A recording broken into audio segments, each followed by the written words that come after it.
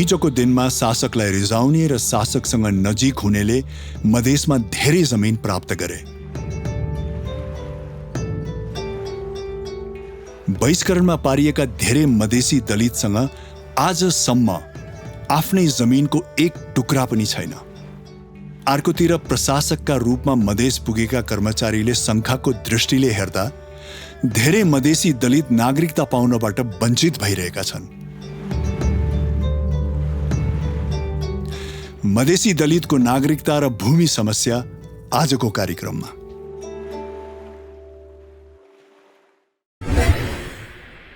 कृषि प्रधान देशमा जीवन जिउनुको न्यूनतम आधार नै जमिन हो र नागरिकता देशसँग सम्बन्ध जोड्ने आधार हो। जमिन र नागरिकता नहुँदा मधेसी दलितहरूले न त आफूलाई नेपाली कहलाउन सक्नुभएको छ, न नै राम्रोसँग कृषि कर्म गर्न सक्नु भइरहेको छ।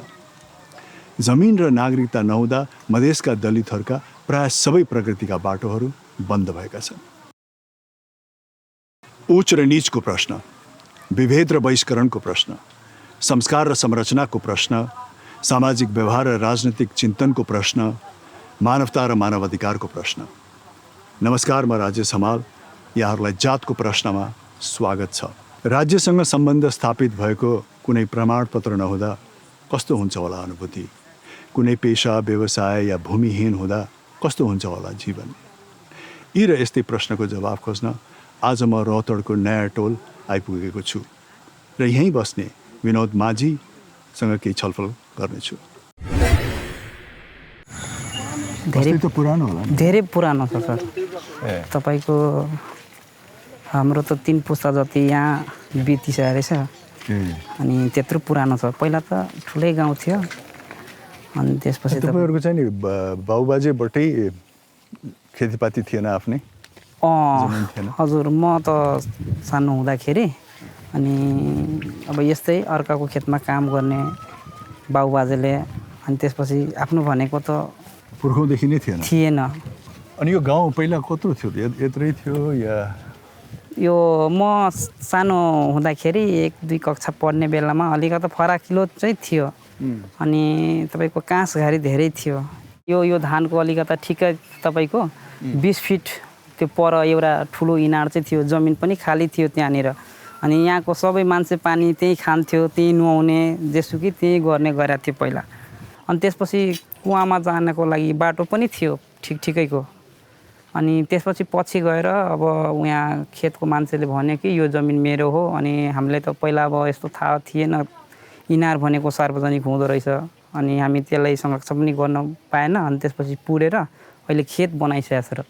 अनि यो जमिन हेर्दाखेरि पहिला त अलिकता उता बाटो पनि हेर्नु न, अहिले बाटो त्यता थियो, उहाँसम्म थियो। अनि अहिले भन्छ कि मेरो यो धारा त्यही अब उहाँको परेर हाम्रो यो 200 फिट गहिरो छ, पानी चाहिँ राम्रो छ। अनि उहाँको पर्यो पानी बग्ने ठाउँ नभएर यो यतिकै थन्किरह। अहिले पानी भनेको तपाईँको राम्रो पनि छैन यो टोलको। यो धारा यो गाउँलेलाई प्रयोग गर्न दिया छैन? अहिले छैन, डकुमेन्ट कागजपत्र छैन तपाईँको, न लाल पूर्जा न केही छ। त्यही भएर तपाईँको अब उनीहरू आएर भन्छन् हामी गर्ने कि हामीसँग केही प्रुफै छैन। ल हुन्छ होला त्यसै भनेर अब बाटो पनि यहाँ मिचिसकेको रहेछ। पहिला गाडी हाम्रो गाउँमा छिर्थ्यो, अहिले अब खाली खुट्टा हिँड्नलाई गाह्रो छ। यहाँ अब कति घरधुरी छ त? 19-20 घरधुरी छ सर।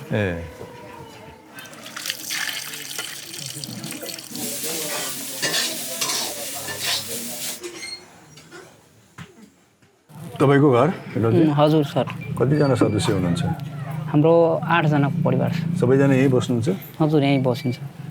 भूमि नहुँदा, आफ्नो जग्गा जमिन नहुँदा, आफ्नो खेतीपाती नहुँदा के समस्याहरू चाहिँ नि भोग्नु परिरहेको छ? के अप्ठ्यारोहरू भोग्नु परिरहेको छ?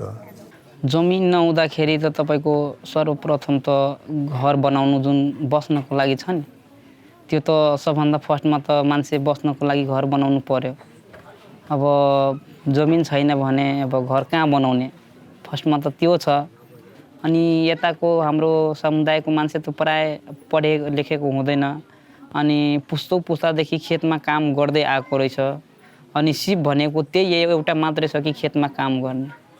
अनि अलिकता हामीसँग पनि जमिन भएको भए हामी त्यसमा काम गरेर खान्थ्यौँ होला।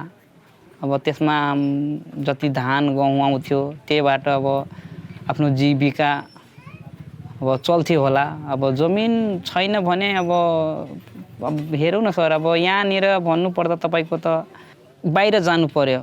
जस्तैमा विदेशतिर जानु पर्यो भने अब कोही साहुसँग ऋण माग्दाखेरि अब जमिनको कुरा गर्छन्, त्यस्तो पैतृक सम्पत्ति केही छ भनेर सोध्छन्।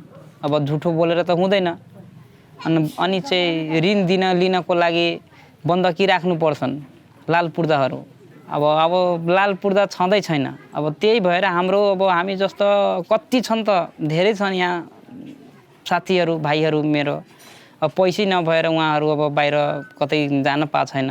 अनि अर्को त तपाईँको त्यही हो, अब जमिन भइसकेपछि त्यसमा अब अलिकता केही उब्जाएर अब त्यसको उब्जनी हुन्छ नि धान गहुँ, त्योबाट अलिकता एक वर्षको लागि हुन्थ्यो कि, अब त्यो पनि छैन। अब घर बनाउनेको विषयमा भने त तपाईँको अब अरूको पहिला के थियो, अब यत्तिकै मान्छे अल्पत्र बसिसकेको छ। अब अहिले ऊ जमिनहरू कसैको कुनै मान्छेको अब भइसकेको रहेछ। कुनै नम्री हो त नम्री छ भने त्यहाँ सरकारको मान्छे आएर घर बनाउन दिँदैन, भन्छ यो वनको जमिन हो, यो गुठ्यानको हो। अनि अब यस्तो गाउँघरमा छ भने ऊ गाउँको मान्छेहरूले भन्छन् यो जमिन मेरो नम्री पर्या रहेछ, अब घर एकपल्टको लागि त्यहाँबाट उखालेपछि तपाईँको अर्कोपल्ट बनाउनै दिँदैन। टोयलेट बनाउनको लागि अब अहिले पनि यहाँको मान्छे प्रायः तपाईँको अब बाहिरतिर शौच दिशा गरिरहेछ। अब बस्ने ठाउँ त एकदम साङ्ग्रो रहेछ, अब त्यसमा टोयलेट कसरी बनाउने? अब मान्छे छेउ टोयलेट बनाउने ठाउँ पनि छैन सर। अब हेर्नु न, बिचमा छ घर, यतिकै घर अगाडि अब कसरी अब खाने, त्यसमा अब खाना बनाउने, त्यहीँ खाने, त्यहीँ दिशा गर्दा अलिक फेरि अस्थायी छ। पैसाको स्रोत केही पनि छैन, त्यही काम गरेर टाट बारेर रहेछ, त्यही टाटबाट त अलि केही न केही यसमा त्यो गन्धहरू आइहाल्छ। अब जमिनको त त्यही हो सर, जमिन नहुँदा त्यो पनि समस्या, धेरै ठुलो समस्या त्यो पनि छ एउटा।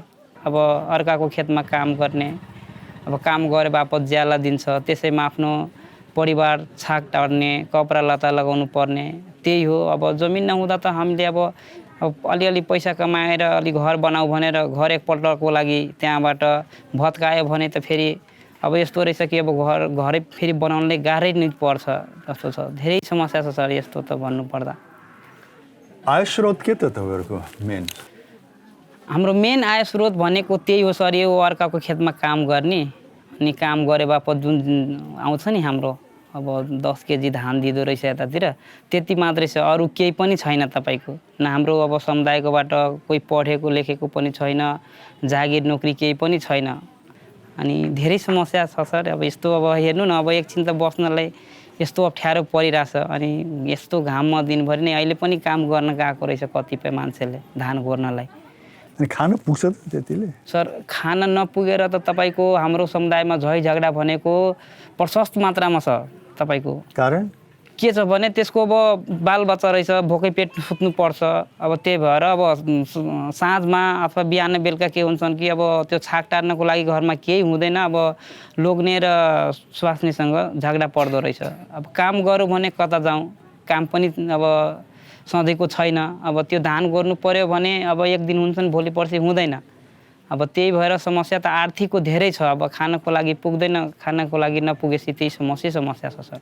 अहिले पनि छ यो बस्तीमा मान्छेहरू भोकै सुत्नुपर्ने? छ सर, अहिले पनि छ सर, तपाईँको अहिले पनि छ। अब तपाईँको अब गएर पनि हेर्न सक्नुहुन्छन्। भोलिको लागि कसैको अब कुनैको हुन्छ, तर पराएको चाहिँ हुँदैन। चामल भनेको त अब पर्सिको लागि हुन्छन् भने त्यस्तो पनि छैन। अहिले पनि हेर्न सक्नुहुन्छ, यस्तो स्थिति रहेछ। जब अब बस्नको लागि घर पनि छैन। अब घर त एकदमै सानो जमिन, अब अर्काको जमिनमा त्यही ओइलानीमा बसिरहेछ, एकदमै सानोमा बसिरहेछ। हाम्रो समुदायले यति पछाडि पारिदिया रहेछ, यति पछाडि पारिदिया छ कि तपाईँको जातपातको नाताले, गरिबको हेपाइले अब यतिसम्म गरेछ कि यो मलाई लाग्छ कि यो मान्छे त एकदमै किरा फट्याङ्ग्रा जस्तो यो बाँचिरहेछ, यो जीवन बिताइरहेछ। मुसहर दलित भनेको यति पीडामा रहेछ, यति पीडामा एकदमै गाह्रै छ सर। के भयो भने तपाईँहरूको समाजको उत्थान हुन्छ?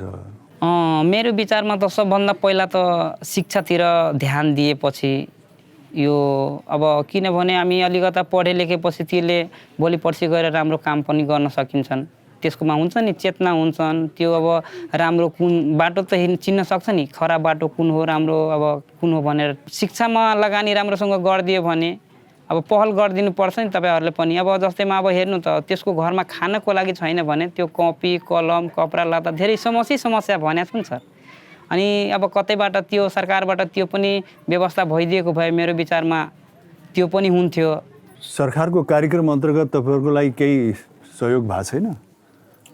अब योभन्दा तपाईँको एउटा भूमि समस्या आयोग सुनेको थियो अब तपाईँको 95% हाम्रो मुसहरको त तपाईँको घर बनेको लाल पूर्जा छँदै छैन अब खेतको त कुरै अब छैन भने अब गर्ने कसरी अनि यो सुन्दाखेरि म पनि लागेँ अनि लागेपछि तपाईँको हाम्रो यो तपाईँको जतिवटा नगरपालिका छ नि 16वटा नगरपालिका रौतहट जिल्लामा 2टा गाउँपालिका मेयर साहेब उपमेयर साहेब अधिकृतजीलाई सबैले हामी भनेको तपाईहरूको एकपल्टको लागि सरकारले सुकुम्बासी समस्या आयोग खोलेको रहेछ तपाईहरू काम गर्नुस् हामीलाई लाल पूर्जा दिलाइदिनुस् अनि सरकारले 5 कट्ठाको दरले 5 कट्ठा त्यो खेतको कुरा गरेको थियो अनि यस्तो दुर्गम क्षेत्रमा 1 कट्ठा घडेरीको कुरा गरेको थियो अनि त्यसमा हामी जति भन्दा नि मेयर साहेबहरू सुनेन हाम्रो कुरा मान्दै मानेन अनि हामी पनि अलिकता खुसी भएको थियो लाल पूर्जा कस्तो हुन्छ भनेर हेरेको छैन अलिकता हेर्न पाइन्छ कि त्यही भएर म पनि यो रौतहट जिल्लाभरि नै म कुदेँ।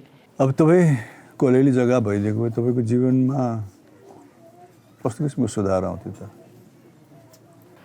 जमिन भइदिएको भए सर अब सबभन्दा त हाम्रो पशुपालन गर्थे अब घडेरी भएर अलिकता जमिन भएको भए त्यसमा अब बाख्रा गाई भैँसी पाल्थे त्यसबाट पनि केही पैसा आर्थिक सहयोग हुन्थ्यो अब मानौँ न 4-5 कट्ठा नभए तापनि आफ्नो त्यही 1 कट्ठा जति भएपछि त्यसमा गोठ पनि बनाउन मिल्थ्यो त्यस्तो पनि हुन्थ्यो। अहिले जमिन नभएको कारण पशुपालन पनि गर्न मिलिरहेको छैन यहाँ। अब एउटा 2टा बाख्रा पालेछ जुन ठाउँमा खान्छन् त्यही ठाउँमा बाख्रा बाँध्नु पनि पर्या रहेछ बाख्रा र मान्छेसँगै सुतिरहेछ अलिकता जमिन भएको भए पशुपालन पनि गरिन्थ्यो अब यही हो सर। गाई भैँसी त सम्भवै छैन। गाई भैँसी भनेको त अब सम्भव छैन अब मान्छे बस्नको लागि त जमिनै छैन त गाई भैँसीको लागि अलिक फराकिलो चाहिन्छन् गाई भैँसी भनेको छँदै छैन। कुराकानीको लागि तपाईँलाई धेरै धेरै धन्यवाद छ है। हजुर सर जसको सम्पूर्ण जीवन जमिनमै काम गरेर बित्छ जमिनमै कर्म गरेर बित्छ विडम्बना यो छ कि त्यो समुदायको आफ्नो जमिन छँदै छैन। विनोद माझी त एउटा प्रतिनिधि पात्र मात्रै हो यस्ता धेरै व्यक्तिहरू हुनुहुन्छ। यो समस्यालाई अझ थप छलफल गर्नको लागि अझ गहिराइमा छलफल गर्नको लागि आज मसँग एकजना अभियन्ता हुनुहुन्छ।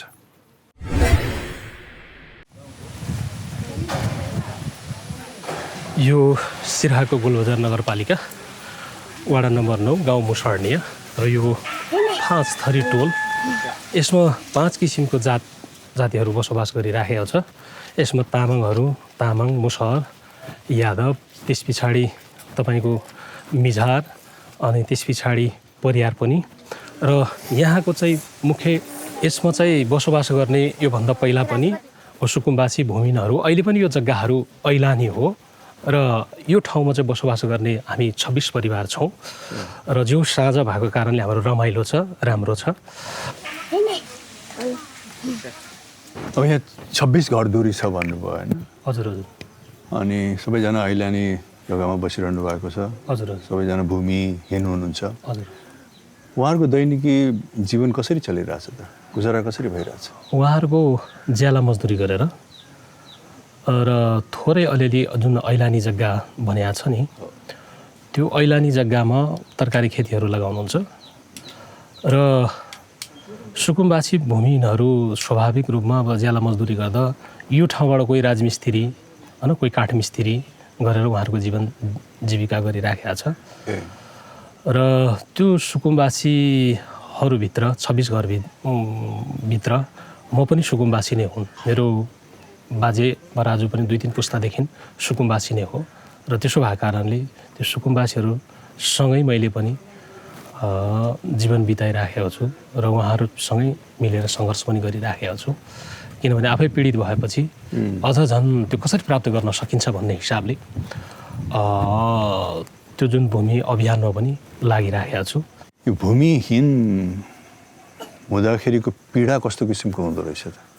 अब भूमिहीन हुँदाको पीडा त एकदमै, किनभने म आफै भूमिहीन भएको कारणले पनि अब राजनीतिक दलहरूले पनि हामीलाई हेर्ने नै छुट्टै यो सुकुम्बासी भूमिहीनहरू भन्ने चाहिँ यत्रो यो छुट्टै देशको बासी हो कि भन्ने जसरी हेर्ने चलन क्या। किनभने जति नै विद्वान भए तापनि सुकुम्बासी भूमिहीनहरू यिनीहरू चाहिँ केही नजान्ने, यिनीहरूको त्यस्तो खालको वेट नभएको, एकदम हल्का रूपमा लिएको, हामीले बोलेको कुराहरू सहज नस्वीकार दिने, होइन, त्यस्तो खालको अनुभूति भइराखेको छ मलाई र एकदम दुःख पनि लाग्छ। साँच्चै नै सुकुम्बासी भूमिहीन भएर बाँच्नु पनि, होइन, हाम्रो लागि अलिकति पीडादायक अवस्था नै हुन्छ। त्यो म मात्रै होइन, जति पनि सुकुम्बासी भूमिहीनहरू छ त्यो सबैलाई हुँदा हो। भनेपछि सुकुम्बासी भएकै कारण या सुकुम्बासीको बेला भइरहेकै कारण चाहिँ नि तपाईँहरूलाई सरकारले गम्भीरतापूर्वक नलिने, तपाईँको सुनाइ चाहिँ नि गम्भीरतापूर्वक नहुने, त्यही महसुस गर्नुभएको छ? एकदमै महसुस। कस्तो कस्तो अनुभव बटुल्नु भएको छ? अब जस्तै हामीलाई सरकारी निकाय अन्तर्गत पनि अब कुनै पनि कामहरूमा पहिलो दियो भने त्यो जमिनदारहरूसँग त्यहाँ जो बसोबास गरे थाई बस्ती छ नि तिनीहरूलाई प्राथमिकता दिन्छ। किनभने यो सुकुम्बासी भूमिहीनहरू लाई पनि बोलाउनु पर्छ र भन्ने खालको धेरै प्रेस गर्यो भने उहाँहरू राख्नुहुन्छ विकास निर्माणको कुराहरूमा पनि। कहाँ विकास गर्ने भन्दा सुकुम्बासी टोलमा, होइन, भूमिहीन टोलमा भन्यो भने सोच्नुपर्ने हुन्छ। त्यहाँ धेरै दबाब दियो भने अनि मात्रै सम्भव हुन्छ, होइन भने त्यति सहजै विकास निर्माण पनि हुँदैन। खारेपानीदेखि लिएर रोडदेखि लिएर बिजुली पनि एकदमै दबाब सिर्जना गर्यो भने वाडामा, नगरपालिकामा, अनि मात्रै सुकुम्बासी बस्तीमा गइन्छ। होइन भनेदेखि हामी विकास निर्माणबाट पनि टाढा बस्नुपर्ने हुन्छ। अब अहिलेको सङ्घर्षको मुद्दाहरू के देख्नुहुन्छ त? तपाईँहरूको के छ अहिले? अब यतिखेरको सङ्घर्षको त हाम्रो अब भूमि सम्बन्धी त अब यो ठाउँको फिलहालै जुन राज्यसँग योभन्दा अगाडि पनि सुकुम्बासी समस्या समाधान आयोग गठन भएको थियो। त्यो समस्या समाधान आयोगले केही जिल्लाको पनि केही नगरपालिकाहरूमा नमुनाको रूपमा काम अगाडि बढाइराखेको थियो र अहिले सङ्घीय सरकारमा दुईपल्ट संसद विघटन भइसकेपछि, अब सरकारै ढलेपछि त्यो पनि अब आयोग पनि ढल्यो र हाम्रो मुद्दाहरू पनि ओझेलमा परेको छ। त्यसो भएको कारणले अहिले जुन अहिलेको सन्दर्भमा हामी देशैभरिको सुकुम्बासी जुन भूमि अभियान कर्मीहरूले अब चाहिँ केही दिनमा हामी फागुन चैतासम्म हामी 9 लाखसम्म सुकुम्बासी भूमिहीनहरूलाई चाहिँ प्रमाणपत्र वितरण गर्छौँ भनेर जुन खुसियाली थियो, जुन हाम्रो रौनक थियो देशमै, त्यो चिजहरू चाहिँ एकदमै निराशमा परिवर्तन भएको छ। यो आयोगले तपाईँहरूको सम्भावना बढाइदिएको थियो तपाईँहरूलाई? एकदमै सम्भावना बढाइदिएको थियो। सम्भावना के काम गरेको थियो त्यो आयोगले? त्यो आयोगले चाहिँ अब जुन सवाल छनौट गरेर त्यस पछाडि स्थानीय सरकारमा गएर स्थानीय सरकारमा वाडामा चाहिँ सूचना सङ्कलन गर्ने, होइन, सूचना सङ्कलन गरिसकेपछि नाप जाँचका कुराहरू अगाडि बढाउने, त्यस पछाडि अब नाप जाँचमा पनि अहिलेको प्राविधिक रूपमा नाप जाँच गर्ने, अनि त्यो प्राविधिक पनि अब सञ्चालन गर्नको निम्ति अब धेरै ज्ञान नभएको कारणले, होइन, बेला बेलामा अब सामानहरू मिसनरी चिजहरू बिग्रिने, है, त्यो चलाउनै नजान्ने भएर पनि हो। यो सुरुवात भएको कारणले, त्यसो भएको कारणले काम चाहिँ भइराखेको थियो, तर पनि कठिनाइपूर्वक अगाडि बढिराखेको थियो। जे होस्, कठिनाइपूर्वक भए पनि हाम्रो उत्साह थियो र हाम्रो लक्ष्य प्राप्त गर्ने भनेर हामी लागिराखेको थियो। अघि विनोद माझीजीसँग कुरा गर्दाखेरि उहाँले अब पुस्तौँदेखि भूमिहीन हुनुको पीडा बताउँदै हुनुहुन्थ्यो, होइन, र जुन गाउँमा उहाँ बस्नुहुन्छ अधिकांश ती भूमिहीन व्यक्तिहरू त्यो गाउँको चाहिँ नि कृषि कर्ममै लाग्नु भएको छ, होइन, आफ्नो नभए पनि अन्य व्यक्तिको चाहिँ नि कृषि गर्नुहुन्छ, जमिनसँगै जोडिनु भएको छ। तर विडम्बना के छ भने आफ्नो जमिन चाहिँ नि छैन। अब हामीले नि भूमि नभएको कारणले स्वस्थ खाना पनि हामीले पहिलो त खानु पाउँदैन। किनभने फर्सीको मन्टो टिप्नु परे पनि अरूकै जग्गामा गएर हामीले टिप्नुपर्ने हुन्छ। त्यसो भएको कारणले अरूको जग्गामा जाने बित्तिकै हामीलाई गाह्रो हुन्छ, किनभने त्यो चिजबाट पनि हामी वञ्चित छौँ। अर्को कुरा आयार्जन गर्नको निम्ति पनि अब कुखुरा बाख्रा पाल्ने हो भने पनि अब भूमि भएन घर बनाएर त्यो ठाउँमा चाहिँ हामीले के अरे जीविकोपार्जन गर्ने, हामी त्योबाट पनि वञ्चित हुन्छौँ। हामीसँग सिप छ तर पनि हामीले त्यो के अरे मालवस्तु पनि हामीले पाल्न सकिँदैनौँ है, घरपालुवा जनावरहरू पनि पाल्न सक्दैनौँ। र त्यति मात्रै नभएर जुन हामीलाई पनि इच्छा छ हामीले पनि राम्रो किसिमको वासस्थान आफ्नै ठाउँमा बसेर मजाले घर बनाऊ भन्ने खालको हाम्रो त्यो पनि हुँदैन। किनभने त्यो जमिनै नभएपछि, हामीसँग भूमि नै नभएपछि, हाम्रो जुन बसोबास गर्ने यो तिरपाल टाङ्ने ठाउँ पनि नभएपछि हाम्रो सुताइमा पनि एकदम समस्या हुन्छ। हामी निर्धक्क किसिमले सास फेरेर सुत्न पनि पाइँदैन है, त्यो अवस्था। अब अर्को कुरा भन्ने हो भने जतिखेर पनि हाम्रो मनमा डर तरास नै भएको हुन्छ। किनभने कुन बेला यो ठाउँबाट हामीलाई उठाइदिन्छ, कुन बेला हामीलाई यो ठाउँबाट पठाइदिन्छ, यो ठाउँबाट चाहिँ हामीलाई लखेटिन्छ भनेर हामीलाई चिन्ता लागिराखेको हुन्छ है। त्यति मात्रै नभएर सुकुम्बासी भूमिहीन मनै हरेक किसिमको समस्याहरू पनि जान्छन्। उठीबासदेखि लिएर आगजनीदेखि लिएर सर्फाडसदेखि लिएर हरेक चिज जहाँ चाहिँ कमजोरहरू हुन्छन्, जहाँ चाहिँ सुरक्षित बास हुँदैन त्यहाँ सरसफाइ पनि हुँदैन है। त्यसो भएको कारणले हामी फोहोरी पनि हुनुपर्ने बाध्यता हुन्छ है। जति नै हामीसँग स्किल भए पनि हामीले हात फिजाउने ठाउँमा हामीलाई कुनै बैङ्कले पनि कुनै सहकारीहरूले पनि त्यति सहजै हामीलाई विश्वास गर्दैन र लोन पनि दिँदैन। त्यसो भएको कारणले हामी त्यहाँबाट पनि वञ्चित छौँ। यो पुस्तौँसम्म पनि जमिन नहुनुको कारण के हो नि, किन भएन?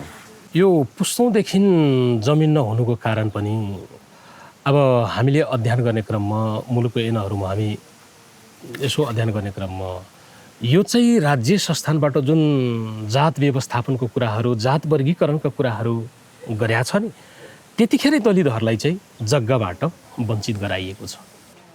अब यसको समाधान के त?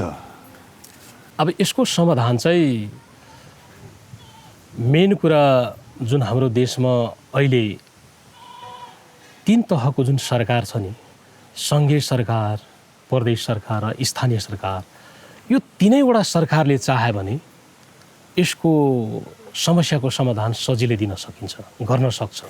जुन हिजो राज्यले नै शोषण गरेका थियो र आज पनि त्यो राज्यले नै गर्न पर्छ। र यदि राज्यले व्यवस्थापन गर्ने हो भने नेपालमा हामीसँग जग्गा पनि पर्याप्त मात्रामा छ है। त्यसो भएको कारणले त्यो राज्यले अहिलेसम्म पनि त्यो सुकुम्बासी समस्या समाधान र जुन दलित भूमिहीनहरूलाई जग्गा दिनुपर्छ भन्ने छातीमा हात राखेर भन्नुपर्छ भित्रैबाट उनीहरूले चाहिराखेको छैन भन्ने जस्तो लाग्छ। म एउटा भूमि अभियान कर्मीको नाताले भनेको छु। किनभने यदि त्यस्तो यदि चाहने हो भनेदेखि 3 तहको सरकारले गर्न सकिन्छ। यसमा हामी कन्भिन्स छौँ। र होइन, सरकारको पनि त बेला बेलामा योजनाहरू आयोगहरू बनाएको देखिन्छ नि त, किन यसरी सरकारबाट तपाईँ यसरी निराश हुनुभएको? होइन, सरकारको छ योजना आउँछ तर सीमित मात्रामा आउँछ, त्यसलाई दीर्घकालीन रूपमा हुँदैन। हामीले थाहा पाएको जुन 12वटा आयोग बनिसकेका छ, 12वटा आयोग बन्दसम्म पनि सुकुम्बासी भूमिहीनको समस्याहरू यथावतै छ है। 2007 सालदेखि लिएर है, अब दलकै कुरा गर्ने हो भने राजनीतिक दलहरूलाई जस्तै अब नेपाली काङ्ग्रेसदेखि लिएर एमालेदेखि लिएर माओवादीदेखि लिएर मधेसवादी दलहरू, सबै दलहरूले त्यही सुकुम्बासी भूमिहीनहरूको टाउकोमा टेकेर राजनीति गरिराखेको छ तर त्यसको समस्याको समाधान गर्न लागेको छैन भन्ने खालको महसुस हुन्छ। ल अरुणजी, धन्यवाद जातको प्रश्नमा आइदिनु भयो। धन्यवाद राजेश सरलाई पनि। किनभने राजेश सरहरू जस्तो यहाँहरूले थोरै पनि यो मुद्दाहरूलाई यदि उठाइदियो भने पक्कै पनि हामी जस्तो सुकुम्बासी भूमिहीनहरूले भोलिको दिनमा सुरक्षित आवास लिएर खुसीको सास फेरेर आनन्दैले झुपडैमा भए पनि बस्ने पाउँछ भन्ने आशा राखेको छु। हवस् त, जातको प्रश्नमा आइदिनु भयो, धन्यवाद। अरुण सदाजीसँगको कुराकानीमा हामीले भूमिहीन हुनुभएका मधेसी दलित समुदायहरूको पीडा र दुःखको बारेमा केही बुझ्ने प्रयास गऱ्यौँ। भूमिहीन लगायत नागरिकता पनि नहुँदाखेरि अनागरिक भएर जिउन बाध्य छन् कैयौँ मधेसी दलित समुदायहरू। तीमध्ये एक हुन् अशोक सदा। सिरा गोलबजार नगरपालिका बस्ने अशोक सदा धेरै वर्षदेखि नागरिकताको लागि प्रयास गरिरहनु भएको छ। तर आजको दिनसम्म पनि उहाँको नागरिकताको प्रमाणपत्र बनेको छैन।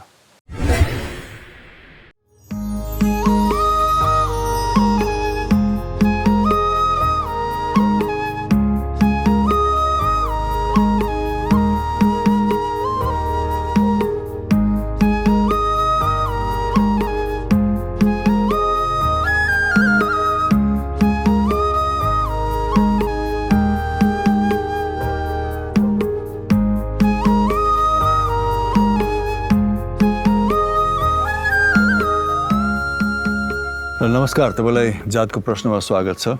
नमस्कार। दिनचर्या कसरी चलिरहेछ तपाईँको? दिनचर्या तपाईँको त्यस्तै मजदुरी गरेरै बिताइरहेको छु अहिले। अब त्यही हो, अब मजदुरी गर्नु परेछ। अब त 2टा छोरा, अब बुढी आफू पाल्दै ठिक छ। अनि त्यसरी नै बिताइरहेको छु समय। कस्तो मजदुरी गर्नुहुन्छ?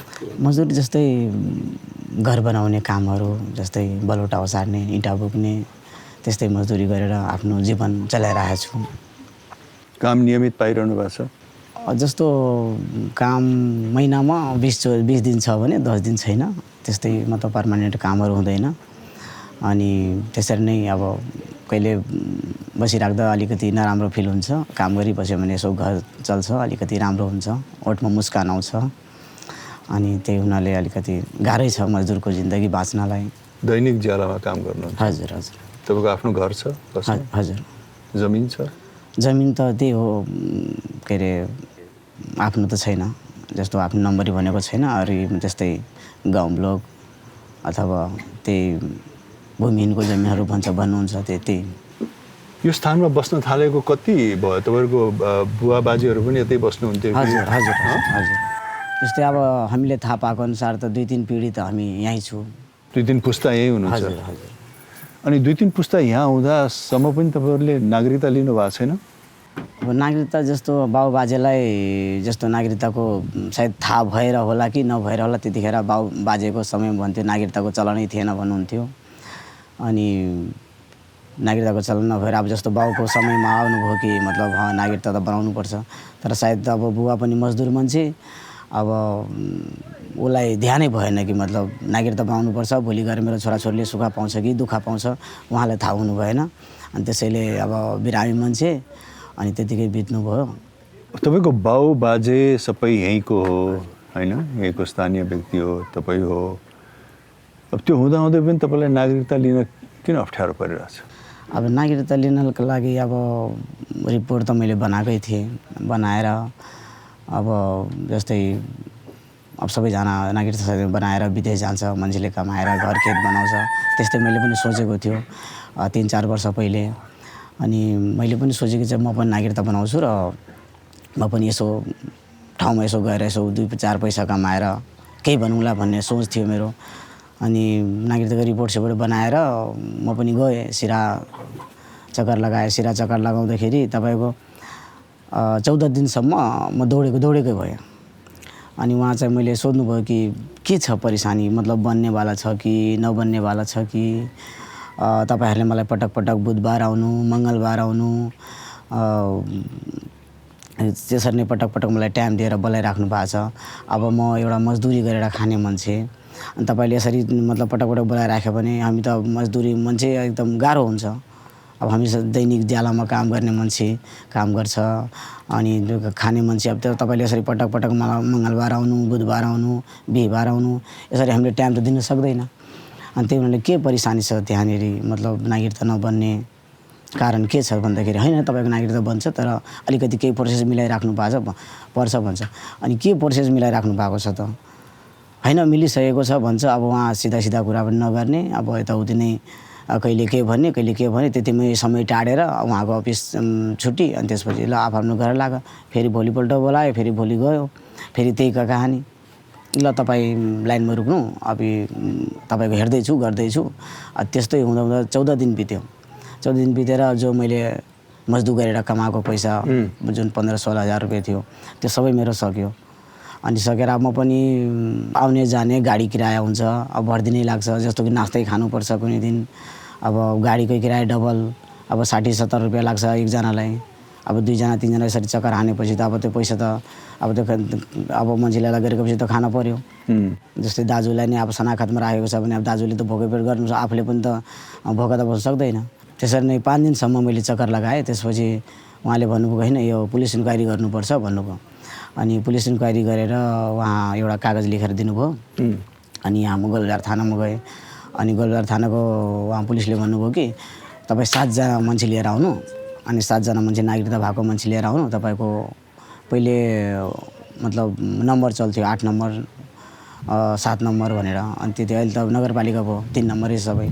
अनि मैले 7 जनाले सम्टेर ल नि त बाबा दादा जाउँ, मलाई पनि यसो सपोर्ट गरिदियो, यसो मेरो पनि नागरिकता बन्छ, म पनि भोलि गएर केही गरौँला भनेर दाजुभाइले यसो सम्टेर लगेर त्यहाँ सबैजनाले नागरिकताको फोटोकपी दिनुभयो। गोलबजारमा सबैले आफ्नो सही गर्यो। अनि उहाँले पनि लेखेर एउटा पत्र दिनुभयो, ल अब तपाईँको नागरिकता बन्छ भनेर मैले सिरामा दिएँ। अब सिरामा गएपछि फेरि त्यही कहानी, फेरि कहिले पेपर यता फ्याल्छ, कहिले पेपर उता फ्याल्छ। अनि मलाई यस्तो महसुस भयो कि सायद दलित भनेर चाहिँ हेला गरेको हो कि क्या हो। अरू मान्छे आउँदाखेरि एकै दिनमा बन्ने, अब म जाँदाखेरि पेपर कहिले उता फ्यालिरहेछ, कहिले उता फ्यालिरहेछ। अनि त्यस्तो फ्यालेर चाहिँ मलाई नराम्रो फिल भयो। मतलब अब सायद दलित भएरै नै यस्तरी चाहिँ त्यो गर्यो। मेरो पनि अगर कोही ठाउँमा ठुलो मान्छे भएको भए सायद उसको सपोर्टले केही हुन्थ्यो कि जस्तो लाग्यो। अनि अब पहिले अनि यसरी पटक पटक सोध्छु, सर केही परेशान छ मेरो त्यसमा रिपोर्टमा, के गर्नुपर्छ त मैले? होइन तपाईँले के गर्नु पर्दैन, तपाईँको सबै कुरा तयार भइसकेको छ, अब मङ्गलबारको दिन आउनु भइहाल्छ।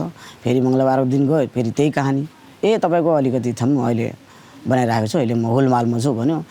आज पनि त्यही, भोलि पनि त्यही। त्यसरी नै 14 दिन मैले कन्टिन्यू चक्कर खाँदाखेरि अब पैसा त त्यहाँ बर्बाद हुने नै भयो। र म जस्तै हजारौँ मान्छे होला। अब जस्तो मैले त अलिकति बोल्न सक्ने मान्छे म बोलेँ, अब म जस्तो लाटो मान्छे सायद कति होला। नागरिकताको लागि तपाईँ धाइरहेको कति वर्ष भयो? जस्तै 3-4 वर्ष पहिले नै मैले जुन सिरामा जुन धाएको थिएँ, अनि 14 दिन चक्कर हानेर त्यो त मैले त्यो भयो 4 वर्ष अगाडि। हजुर। अनि त्यसपछि फेरि बिचबिचमा टोली आउनुभयो। अनि टोलीमा पनि मैले ट्राई गरेँ। अनि टोलीमा पनि तपाईँ सिरा आउनु, सिरामै बन्छ। अनि यहाँ गोलबजारमा पनि आउनुभयो। अनि फेरि त्यहाँ पनि गएँ रिपोर्ट लिएर, फेरि उहाँ पनि त्यही कहानी, तपाईँ सिरामा आउनु भन्छ। अब सिरामा त म त्यतिखेरै 14 चोटि चक्कर हानेर म त थाकिसकेको मान्छे। अनि एकदमै पीडित भएर अब के हो कसो, अब सिरामा जानुको लागि त अलिकति जम्मा गर्नु पऱ्यो पुँजी, त्यसैले नै जान्छ। तपाईँको जस्तै केस अर्को कोही गैर दलितले चाहिँ नि सजिलै पाएको तपाईँलाई थाहा छ? उहाँ सिरामा जस्तो मान्छेहरू आइबस्छ, मैले सोध्थ्यो, जस्तो नागरिकता लिएर जाँदाखेरि मैले सोध्थ्यो, तिम्रो बाबामा छ? मेरो त बाबामा छैन, मैले त काकाबाट दाइबाट बनाएँ। अनि म पनि त यस्तै दाइबाट बनाउनु खोजेको, खोइ मेरो भएको छैन, तिमीहरूको एकै दिनमा बन्यो। अब म यत्रो चक्कर काट्दा पनि मलाई नहुने, अनि किन त? अनि अब जस्तै अरू नै जस्तै दलितमा आउँथ्यो, जस्तो सर हाम्रो सदा परिवारमा, उहाँ पनि अब आयो, पेपर दियो, अब अलिकति एउटा अक्षर त्यो के मिलेन भने पेपर फ्यालिदिने। पेपर फ्यालिदिएपछि अब जाउँ आफ्नो गाउँमा जाऊ, फेरि सच्याइ गर। अब अरूले त्यो गर्दाखेरि उहाँ सच्याउनु पनि मिल्ने। त्यो जस्तो मुसर सदा परिवारले उहाँ गएर त्यो गऱ्यो भने पेपर फ्यालिदिने, होइन यो भएन। जस्तै छोरी होस्, बुहारी होस्, चाहिँ ज्येष्ठ नागरिक होस्, त्यस्तै मतलब होइन पुरै चाहियो। कतिको के हुन्छ, सजिलै पेपर हुनाले पनि फ्यालिदिने, है यो दलित त हो नि भनेर। त्यो अब तिनीहरूले मजाक गरेको हो कि अब तिनीहरूलाई जानी बुझी नै दुःख दिनु खोजेको हो कि? अनि नागरिकता यदि तपाईँले पाउनुभयो भने तपाईँको जीवन कसरी अझ पहिलेभन्दा सहज हुन्छ जस्तो लाग्छ? मलाई लाग्छ अब नागरिकता भयो भने अलिकति धेरै खुसी पनि हुन्छ। अब म पनि सायद त्यो नागरिकता भएपछि पासपोर्ट बनाएर म पनि सायद विदेशतिर जानु सक्छु कि, यसो 2 पैसा कमाउन सक्छु कि, भोलि गएर त्यो 2टा छोराको लागि मैले केही गर्न सक्छु कि। अगर नागरिकता बनेन भने त त्यो 2टा छोराको लागि पनि, बुढीको लागि पनि, आफ्नो लागि पनि म त केही गर्न सक्दैन। जस्तो कि अब सरकारबाट पनि केही चिजहरू आउँछ, अहिले म कहाँ सबै कुरो त्यो वञ्चित नै छ। अब केही सुविधाहरू छैन। फेरि एउटा उमेर गइसकेपछि पाएर पनि खासै केही छैन, होइन? हजुर, समयमै पाउनु पर्ने त्यो कुरा। अब तपाईँको नागरिकता नहुँदाखेरि छोराहरूको भविष्यमा त समस्या हुने नै भयो। तर अहिले हालसाल चाहिँ नि के छ नि छोराहरूको पढाइलाई लिएर, अरूलाई लिएर? अब छोराहरू त अहिले पढिराख्नु भएको छ। अहिले जस्तै ठुलो छोरा 6मा पुग्यो, सानो 4मा छ भनेपछि सरलाई मैले अस्ति कुरा गर्नुभएको थियो। अब त्यसमा 8-9मा पुगिसकेपछि बच्चाले पढ्नु पाउँदैन, किनकि जन्मदाता छैन र बुवाको नागरिकता छैन भने केही समस्या आउनसक्छ भनेर उहाँले सूचना मलाई दिनुभयो। अब आफ्नो सपना ठुलो छ कि छोरालाई यस्तो पढाएर यस्तो गर्छु उस्तो गर्छु। छोराको शिक्षा अगाडि बढेन भने छोराको भविष्य झन् अन्धकार भयो। हजुर। अरू कुनै सिप सिक्नु भएको छैन? सिपको कुरा गर्दाखेरि अब घर बसेर अब जस्तो मजदुर गरेर आउँछु अनि आफूले नसोचेको कुराहरू याद दिमागमा आउँछ। अब जुन कुरा पुरै हुँदैन त्यस्तै कुराहरू दिमागमा आउँछ। जस्तै अब कहिलेकाहीँ सोच्छु कि हेत्तेरीको बसेर के गर्नु, यसो केही लेख्न मन लाग्छ। अनि लेख्न मन लाग्दाखेरि अब पढि लेखेको त छैन, अनि त्यसरी नै यसो त्यो क ख किताब लिएर यसो क ख ग ग लाइट बाल्यो। अहिले त लाइट छ, पहिले त डिबी आउँथ्यो। बत्ती बालेपछि त्यहाँदेखि बसेर ख ख गरेर यसरी बोल्दै लेख्दै गरेर अहिले केही लेख्ने भएको छु। र घरमै सिक्नुभयो? हजुर लेख्नुको लागि घरमा म कतै ट्युसन पनि जानु भएको छैन, कतै स्कुल पनि कहिले गएको होइन। अनि घरमै बसेर पनि अहिले भनौँ न 1000-1200 गीत मैले लेखेर राखेको छु। भोलि गएर केही काम लाग्छ कि, अगर आफू कहाँ पुँजी छ भने आफैले पनि गाउन सक्नु हुन्छ कि सायद लाइफमा केही अगाडि बढ्छ कि। तर त्यो सबै मनमा त खुसियाली जागेर आउँछ, तर एउटै कारणले म हस्तक्षेप हुन्छु कि नागरिकता छैन। भोलि गएर केही पैसाहरू त गीत मेरो हिट होला रे, म गाउँछु अनि केही पैसा त्यो भएपछि मान्छेहरूले चेक दिएपछि त अब ब्याङ्कमा जानु पऱ्यो। ब्याङ्कले त चेक लिँदै गएर त पैसा दिने होइन, त्यसको लागि त आफ्नो एकाउन्ट चाहिन्छ। एकाउन्टको लागि त नागरिकता चाहिन्छ। अनि त्यो हुनाले एकदमै नराम्रै त्यही फिल गरेर बार दिमागमा त्यही टोर्चर हुन्छ। अनि त्यही हुनाले बसेको बेलामा यसो दुःखभरि गीतहरू कस्तो टाइपको गीत लेख्नुहुन्छ? कस्तो किसिमको गीतहरू लेख्नु? गीत त लेख्छु जस्तो नेपाली, जस्तै दुःखको पनि छ। अब जुन समयले मागेको अनुसार, अब पहिलेको जस्तो तपाईँहरूको जमानामा एकदम राम्रो गीत चल्थ्यो। मेरो जमाना त यही जमाना हो होइन तपाईँ। अनि याद छ तपाईँलाई कुनै गीत लेखेको? जस्तो मैले नागरिकताको बारेमा मैले एउटा गीत बनाएको छु। नागरिकताकै बारेमा लेख्नु? हजुर, मैले नागरिकताको बारेमा एउटा जस्तो दुःख एकदम पीडाको त्यो सम्टेर मैले जुन बनाएको छु। जस्तो कि अलिकति गुनगुनाइदिन्छु। छोराले भन्नुहुन्छ, माई गे माई माई गे माई माई गे माई माई गे माई कल सुबह तू ऐहा गे माई कल सुबह तू ऐहा। जस्तो आमाले भन्नुहुन्छ, बौआ रे बौआ बौआ रे बौआ टूटल घर टूटल चौकी हमहु के ना के रहबै रे बौआ हमहु के ना के रहबै। त्यो कुराहरू चाहिँ मतलब आमा र छोराले के भनिरहेछ भनेपछि त्यो चिज त्यही मेरो नागरिकताकै म कहीँको पनि रहेन, म कहीँको रहेन। अब मेरो केही छैन, तिम्रो बुवा त जानुभयो बितेर। अब तिम्रो बुवा भएको भए तिम्रो पनि जीवन बन्थ्यो, मेरो पनि जीवन बन्थ्यो। अब त्यही हुनाले अब त्यस्तै छ, अब के गर्ने। त्यही हुनाले त्यस्तै सम्टेर मैले त्यो भावनालाई सम्टेर त्यो गीत चाहिँ मैले लेखेको। ल अशोकजी, जातको प्रश्नमा कुराकानी गरिदिनु भयो, धेरै धेरै धन्यवाद छ। हजुर, नमस्कार। नमस्कार। मधेसी दलित समुदायहरूलाई नागरिकता लिन कति गाह्रो छ भन्ने कुरा हामीले अशोक सदाले गरेको प्रयास र उहाँले भोगेका भोगाइहरूबाट थाहा पाइसक्यौँ। अनागरिक हुँदा मानिसले पैसा कमाएर पनि जमिन जोड्न सक्दैन। विनोद माझी जस्तै भूमिहीनहरूको समस्या हल गर्नको लागि सरकारले राष्ट्रिय भूमि आयोग गठन गरेको छ।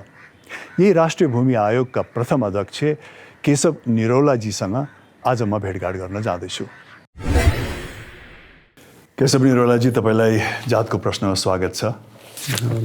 हुन त यो राष्ट्रिय भूमि आयोग गठन भएको त्यति धेरै भएको छैन। यहाँ अहिले यसको अध्यक्ष हुनुहुन्छ। अहिलेसम्म यहाँको अनुभव कस्तो रह्यो र भूमिहीनहरूको समस्यालाई यहाँहरूले कसरी सम्बोधन गर्दै हुनुहुन्छ? यो नेपालको एउटा धेरै पुरानो समस्या र यो समस्याको समाधान गर्नुपर्छ भनेर राज्यका तर्फबाट विभिन्न प्रयत्नहरू चाहिँ नभएका पनि होइनन्। त्यसका लागि राज्यले एउटा विशेष मिसन, विशेष कार्यक्रम बनाउने र त्यसलाई पछिल्लो समय विशेष आयोगहरू गठन गरेरै यसलाई अलि फोकस दिएरै समाधान गर्नुपर्छ भन्ने राज्यको त्यो तत्परताहरू देखिँदै आएको छ।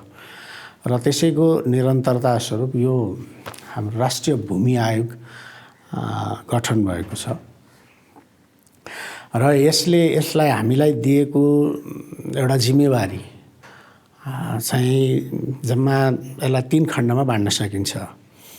एउटा भूमिहीनहरूलाई न्याय दिने, त्यो न्याय भनेको भूमिहीनहरूलाई जग्गा उपलब्ध गराउने। अर्को अव्यवस्थित बसोबासीहरू छन्, तिनीहरू जो अव्यवस्थित छ, जग्गा त उपभोग गरिराखेकै छन्, भूमि त छ तर उनीहरूसँग प्रशासनिक कानुनी हैसियत छैन, उनीहरूको व्यवस्थापन गर्ने। र तेस्रो चाहिँ अघिल्लो आयोगहरूबाट गरेका कार्यहरू छन्, त्यसलाई पनि यो भूमि सम्बन्धी व्यवस्थापनको यसलाई पूर्ण गर्ने। र यसमा पनि विशेष नेपालको संविधानले चाहिँ मौलिक हककै रूपमा राखेको भूमिहीन दलित र भूमिहीन सुकुम्बासीको हकमा अझ बढी फोकस दिएर, महत्त्व दिएर काम गर्नुपर्छ भन्ने हाम्रो यो भूमि आयोगको मुख्य कार्यक्षेत्र चाहिँ सरकारले तोकिदिएको छ। अब अहिलेसम्म के कस्ता समस्याहरू चाहिँ सम्बोधन भएका छन् त? यसले अब योभन्दा अगाडि राज्यले केही आंशिक रूपमा केही भूमिहीन दलितलाई या भूमिहीन सुकुम्बासीहरूलाई या अव्यवस्थितको केही सामान्य कामहरू त पुरा भएका छन्, गरिएको छ, तर त्यो पर्याप्त छैन। त्यसैले अझै धेरै लगभग अनुमान गर्न सकिन्छ यस्तो समस्या, भूमिको समस्याको रूपमा देशभरिका अझै 15-16 लाख परिवारहरू चाहिँ यो समस्यामा हुनुहुन्छ।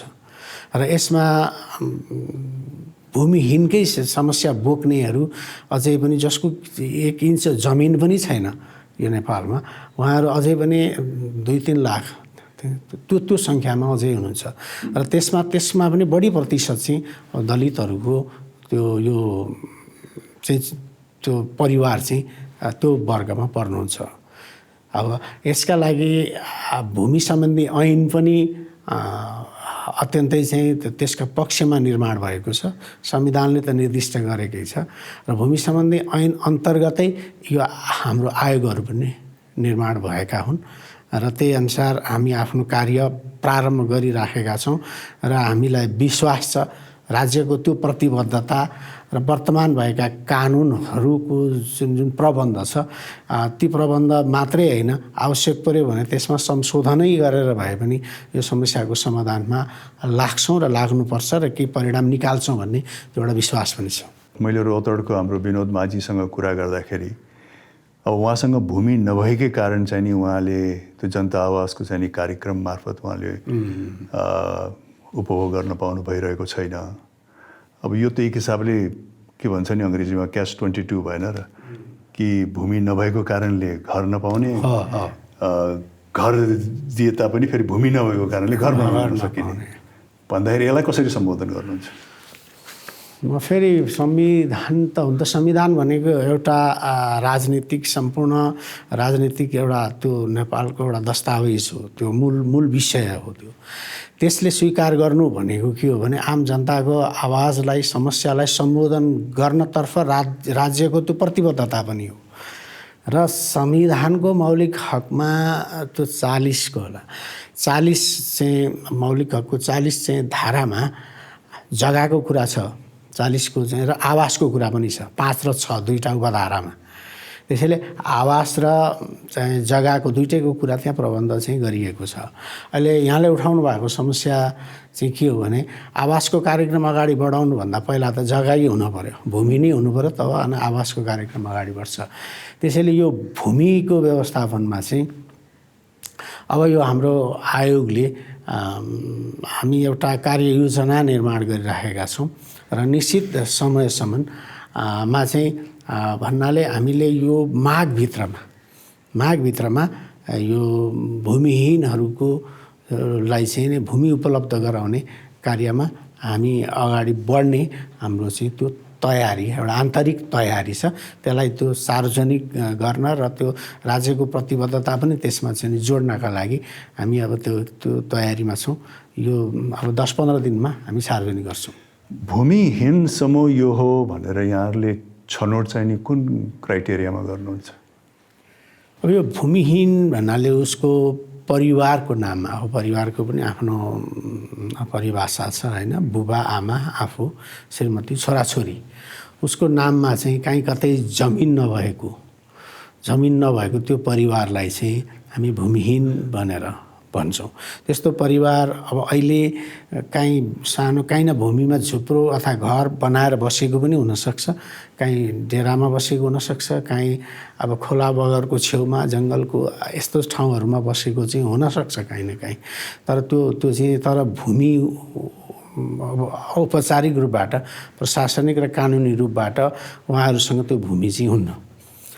त्यो प्रमाण खोज्नुहुन्छ यहाँहरूले? हामीले त्यसको केही सिस्टमहरू निर्माण गर्छौँ। त्यो जस्तै अब उसको परिवारको नाममा उसले चाहिँ उसको सम्पूर्ण उसको जुन परिवारको परिभाषा पनि छ, हाम्रो ऐनमै पनि त्यो व्यवस्था छ। त्यो परिवारको त्यो परिभाषामा त्यो कहीँ उसको परिवारको नाममा त्यो जग्गा नभएको, भूमि नभएको, पहिल्यै पैतृक हस्तान्तरणबाट पनि नभएको र उसले सो आर्जनबाट पनि जोड्न नसकेको त्यस्तो चाहिँ परिवारलाई हामी भूमिहीन परिवार भनेर भन्छौँ। नागरिकता हुन आवश्यक छ? अब अहिलेसम्मको हाम्रो नियम ऐन कानुनले नागरिकतालाई चाहिँ अनिवार्य शर्तकै रूपमा राखेको छ।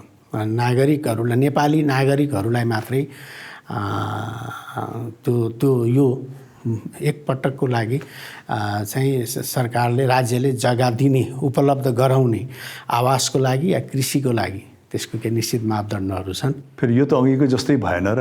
भूमि नभएको कारणले नागरिकता पाउन अप्ठ्यारो, नागरिकता नभएको कारणले भूमि पाउन अप्ठ्यारो, यसलाई कसरी सम्बोधन गर्नुहुन्छ? किनकि पुस्तौँदेखि यहाँ भूमिहीन भएर बसेका नागरिकहरूको नागरिकता त छैन।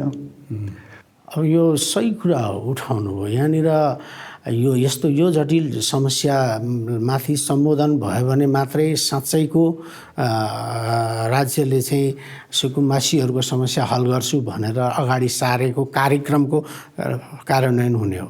त्यसैले यसका लागि अब सिङ्गो भूमि मन्त्रालय मात्रै होइन, सिङ्गो सरकार, नेपाल सरकारको पनि हामीले यो भूमि आयोगले काम गर्दै जाँदा आउने समस्याको रूपमा, ठुलो समस्याको रूपमा कि नागरिकता हाम्रा सम्पूर्ण नियम कानुनको पहिलो शर्त छ। नागरिकता नहुनेहरूको लागि पनि यसले चाहिँ बाटो फुकाउनुपर्छ, केही उपाय निकाल्नुपर्छ या सँगसँगै नागरिकता वितरणका कार्यहरू लैजानुपर्छ भन्ने त्यो अभियानमा पनि अब यो हामी भूमि आयोग लाग्ने भयो। नभए हाम्रो लक्ष्य त पुरा नहुने नै भयो, जुन कुरा यहाँले उठाउनु भयो। त्यो लक्ष्य पूर्तिका लागि पनि यो नागरिकताको समस्या पनि समाधान गर्दै यो भूमि वितरणको, भूमि चाहिँ दिने विषयलाई पनि अगाडि बढाउनुपर्छ भन्ने अब हाम्रो पनि एउटा कार्यक्रम बनाउनुपर्छ भन्ने पनि यहाँले जुन राख्नुभएको विचारले त्यो हाम्रो लागि पनि एउटा फिडब्याक हो। नभए हामी चाहिँ के सोचिराखेका थियौँ भने भूमिहीनहरूलाई हामी नेपाली नागरिक भूमिहीनहरूलाई भूमि उपलब्ध गराउने आवश्यकता। नेपाली नागरिकको भूमि छैन, त्यसै गरी नेपाली नागरिकको नागरिकता प्रमाणपत्र पनि छैन। यो हाम्रो आयोगको पनि चाहिँ यो एउटा कार्यक्षेत्रभित्र यसलाई राखेरै लिएर जान्छौँ र संयोगवश आजै चाहिँ यहाँसँग यसरी कुरा भयो होइन। अब हामी भोलिदेखि नै मन्त्री र प्रधानमन्त्रीसँग हामी विभिन्न कानुन संशोधनहरूका विषयमा हामीले टाइम लिइराखेका छौँ। त्यसैले यो विषय पनि हामी समावेश गर्छौँ। अध्यक्षज्यू, जो यो दलित समुदायहरू हुनुहुन्छ, भूमिहीनहरू, उहाँहरूलाई भूमि वितरण गर्दाखेरि कस्तो खालको भूमि वितरण गर्नुहुन्छ, कति भूमि वितरण गर्नुहुन्छ, यसको तथ्याङ्क कसरी लिनुहुन्छ, यसको प्रक्रिया के हो, के बताइदिनुहोस् न। यसमा हामी पहिला एउटा फर्महरू डेभलप गरेर स्थानीय तहले वडा स्तरीय रूपबाट यसलाई वितरण गर्छ र फर्महरू भरिन्छ र उहाँहरूले म भूमिहीन हुँ भनेर चाहिँ आफ्नो केही ती फर्महरूमा केही प्रमाणहरू उहाँहरूले पेस गर्नुपर्छ। र हामीले बनाएको सफ्टवेयरमा उहाँको नाममा उहाँको परिवारको नाममा कहीँ कतै रहेछ भने त्यो सफ्टवेयरले एन्ट्री गर्दैन, त्यो त्यहीँनिर त्यसको पहिचान पनि हुन्छ। र अर्को चाहिँ वडा स्तरमा राजनीतिक दलको प्रतिनिधिहरू, जनप्रतिनिधिहरू समेत बसेको एउटा टिमले त्यसको पहिचान र वर्गीकरण गर्छ। त्यो गरिसकेपछि उहाँहरू भूमिहीन हुनुहुन्छ भनिसकेपछि उहाँहरूलाई त्यो एउटा आवासको लागि र कृषिको लागि भनेर केही छुट्याइएको छ। अब जमिन कहाँ पाइन्छ भन्ने कुरा, जमिन स्थानीय तहमा कहीँ त्यस्तो प्रति ऐलानी जग्गा पनि हुन्छ कि सरकारमै रहेको कसैको नाममा दर्ता नभएका जग्गाहरू हुन्छन् भने अर्कोतर्फ उहाँहरू कहीँ बस्नुभएको छ, 10 वर्ष पहिलादेखि बस्नुभएको छ। अब न त त्यो वन जङ्गल एरिया पनि हुनसक्छ, वन जङ्गलको सिमाना पनि हुनसक्छ, तर 10 वर्षभन्दा पहिलादेखि बसोबास गर्नुभएको छ आफ्नो त्यो ठाउँमा सानो एउटा बनाएर भने त्यो पनि उहाँहरूको लागि त्यही क्षेत्रमा पनि हामीले चाहिँ नि उपलब्ध गराउने हो बस्दै आउनुभएको छ भने कहीँ चाहिँ अब छैन, बसेको छैन भने, जो साँच्चै भूमिहीन हुन्छ जसले उपयोगै गरेका छैन भने त्यो स्थानीय तहले अब जिल्लाको मालपोत कार्यालय र नापी कार्यालय हाम्रो जो आयोगको जिल्ला संरचना हुन्छ उसले व्यवस्थापन गरेर उहाँहरूलाई उपलब्ध गराइदिने। भूमि भन्ने हुन्छ क्षेत्रफल यसमा सामान्यतः ऐनमा नियममा लेखेको छ, नियममा हाम्रो भूमि सम्बन्धी नियमहरूमा त्यो कुरा उल्लेख छ। तराईमा आवासको लागि मात्रै 1 कट्ठा जति र कृषिको लागि 5 कट्ठा जति। अब काठमाडौँ लगायत अब यो सहरी इलाका र पहाडी इलाकामा त्यो 7 धुर या 4 आना भनिन्छ, त्यो आवासका लागि उपलब्ध गराइने हो। अब उहाँहरूले कहिलेकाहीँ के हुन्छ भने भूमिहीन छु तर केही पनि छैन, त्यो चाहिँ कस्तो छ भने प्रशासनिक भनौँ न कानुनी रूपमा छैन तर उहाँहरू चाहिँ अकुपाई गरेर बस्नु भएको छ भने अब त्यो भूमिहीन त भूमिहीन नै हुनुभयो, किनभने रेकर्डमा कहीँ पनि देखिँदैन। तर उपयोग गर्नुभएको छ भने र त्यो 5 म सुकुम्बासी नै हुँ भनेर बस्दा निःशुल्क नै प्राप्त हुने हो, निःशुल्क उहाँहरूलाई कुनै राजस्व तिर्नु पर्दैन। कृषि योग्य जमिन उहाँहरूले एउटा निश्चित तोकिएको भन्दा बढी उपयोग गर्नुभएको छ भने चाहिँ उहाँहरूले राजस्व तिर्नुपर्ने हुन्छ। उहाँहरू भूमिहीनमा होइन, अव्यवस्थित बसोबासमा उहाँहरू चाहिँ त्यहाँनिर वर्गीकृत हुनुहुन्छ, त्यो प्रबन्धहरू छ।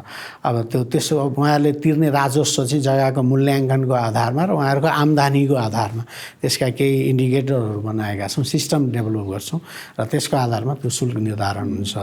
तर वास्तविक भूमिहीनको लागि चाहिँ राज्यले स्पष्ट रूपमा निःशुल्क 1 रुपियाँ पनि नलाग्ने प्रबन्ध गरेको छ।